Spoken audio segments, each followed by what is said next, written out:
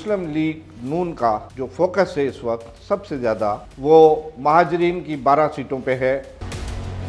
तहरीक इंसाफ ने उसका बायकाट किया हुआ है। इम्कान है कि 30 नशस्तों में से कई नशस्तें बिलावल भुट्टो जरदारी की पार्टी पीपल्स पार्टी ले उड़े।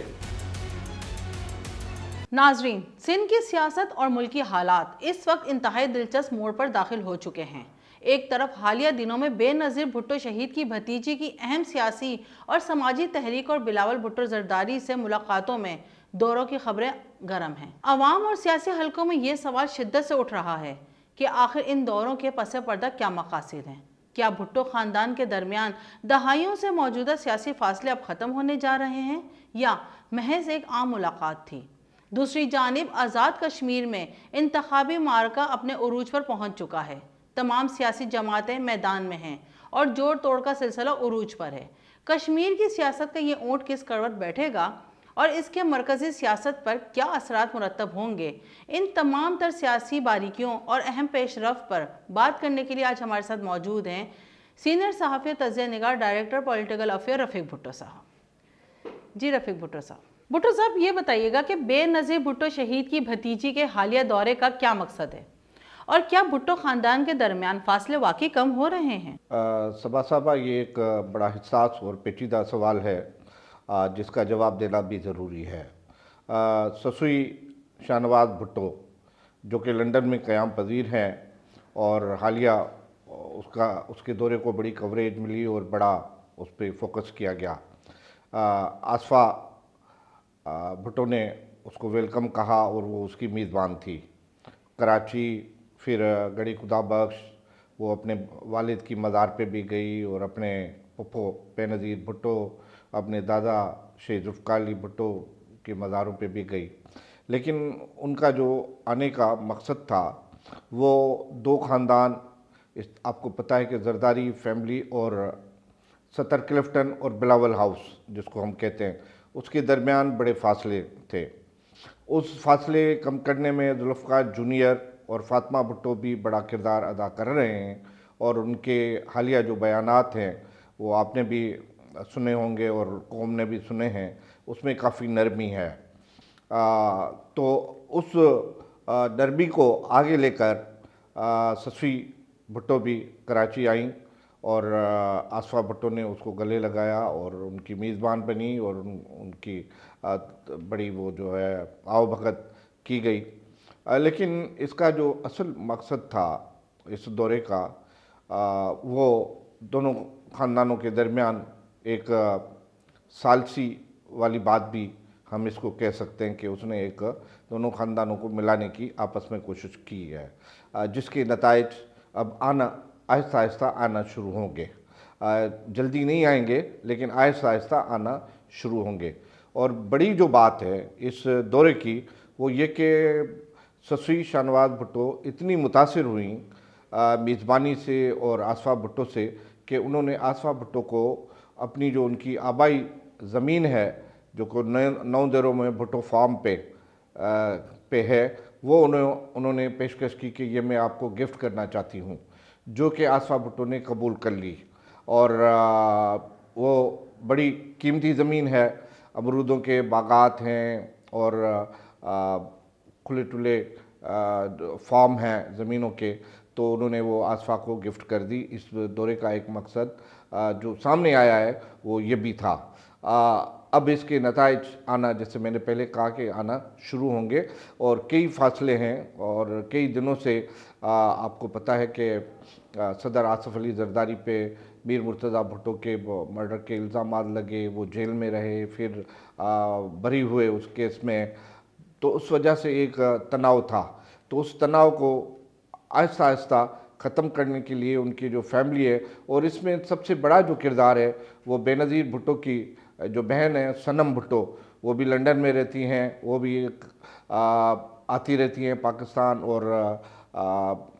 जो है मोहतरमा फ़याल टालपुर उनका बहुत बड़ा ख्याल करती हैं और उनकी मेज़बानी करती हैं, जबकि बिलावल और आसफ़ा बख्तावर भी उनको बड़ा वेलकम करती हैं, वो उनकी खाला हैं, ज़ाहिरी बात है। تو انہوں نے بھی اس میں بڑا کردار ادا کیا ہے، اور وہ چاہتی ہیں کہ صنم بھٹو کی یہ خواہش ہے کہ ان کی زندگی میں یہ دونوں خاندان ایک دوسرے کے نزدیک ہیں، اور بلاول ہاؤس اور صدر کلفٹن کے درمیان جو فاصلے ہیں وہ کم ہوں۔ سر، آزاد کشمیر میں انتخابی مہم عروج پر ہے، آپ اس الیکشن اور اس کی ملکی سیاست پر اثرات کو کس نظر سے دیکھتے ہیں؟ دیکھیں، اس میں جو بڑی خبر میں آپ کو سنانے جا رہا ہوں وہ یہ کہ مسلم لیگ نون کا جو فوکس ہے اس وقت سب سے زیادہ وہ مہاجرین کی 12 سیٹوں پہ ہے، جو غالباً اس میں سے 11 سیٹیں مسلم لیگ نون جیت جائے گی۔ 11 سیٹیں جیتنے کے بعد کشمیر کی جو اندرونی 30 نشستیں ہیں اس میں سے وہ کتنا حاصل کر پاتی ہیں، اور کس کے ساتھ ان کی کا اتحاد ہوتا ہے نہیں ہوتا ہے وہ تو آنے والا وقت بتائے گا، لیکن مسلم لیگ نون یہ 12 میں سے 11 نشستیں جو کشمیری مہاجرین کی ہیں، جو کہ کشمیر سے باہر ہیں، کراچی سے لے کر پنڈی اٹک تک، پشاور تک، اس پہ ان کا بڑا فوکس ہے، اور وہ جیتنے میں کامیاب ہو جائیں گے، یہ میں آپ کو پہلے ہی بتا دیتا ہوں۔ دیکھیے، کشمیر کی جو الیکشن ہے اس میں ٹرینگل فائٹ ہے، 3 میجر جماعتیں اس میں حصہ لے رہی ہیں۔ تحریک انصاف نے اس کا بائیکاٹ کیا ہوا ہے، پیپلز پارٹی، مسلم لیگ نون اور استحکام پارٹی جس کی قیادت علیم خان وفاقی وزیر مواصلات کر رہے ہیں، تو ان کے درمیان مقابلہ ہے، اور یہ بڑا چوٹی کا مقابلہ ہے۔ بلاول بھٹو زرداری اور مسلم لیگ نون کے رہنماؤں کے درمیان بڑے تلخ بیانات ایک دوسرے سے آ رہے ہیں، اور بلاول بھٹو زرداری مسلم لیگ نون کو ہدف تنقید بنایا ہوا ہے، اس نے بڑی تنقید کر رہا ہے، خاص طور پہ خواجہ آصف وفاقی وزیر دفاع جو ہیں